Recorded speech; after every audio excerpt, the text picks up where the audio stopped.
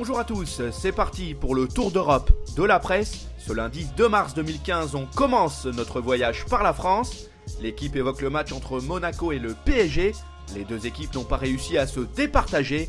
Le résultat nul 0-0 n'arrange personne au final. De son côté, la Provence parle de Marcelo Bielsa. L'avenir de l'entraîneur marseillais s'inscrit vraiment en pointillé. El Loco pourrait mettre les voiles à l'issue de la saison. Cap vers l'Italie, le Corriere dello Sport zoome sur le choc de ce soir en Serie A. La AS Rome accueillera la Juventus. En cas de défaite, les Giallorossi pourraient sans doute faire une croix sur le Scudetto. En effet, ils auraient alors 12 points de retard au classement par rapport aux Bianconeri. Pour sa part, la Gazzetta dello Sport met en lumière la Fiorentina. Grâce à un but signé Mohamed Salah, la Viola a réussi à vaincre l'Inter Milan au stade Giuseppe Meazza. Les Florentins occupent la 5e place du classement et ils sont à portée de fusil du podium. Allez, on enchaîne avec une escale en Espagne. Marca s'intéresse au Real Madrid. Les merengues n'ont pas réussi à prendre l'ascendant sur Villarreal. Ils se sont contentés d'un résultat nul, un but partout.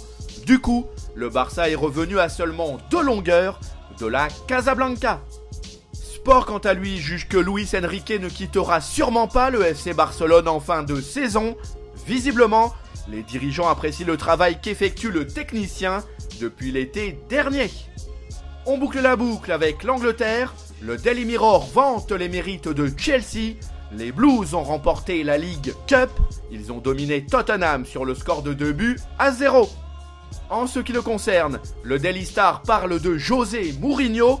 Le manager de Chelsea a souligné le fait que ce triomphe lui fait vraiment plaisir. Le Portugais a le sentiment d'être redevenu un enfant après l'obtention de la League Cup. Voilà, ce tour d'Europe de la presse est terminé. On se retrouve très vite pour une nouvelle édition. En attendant, vous pouvez consulter en temps réel l'actualité sur le site de Top Mercato, nos applications pour mobile et tablette, de même que nos pages Facebook et Twitter sont aussi à votre service. À bientôt.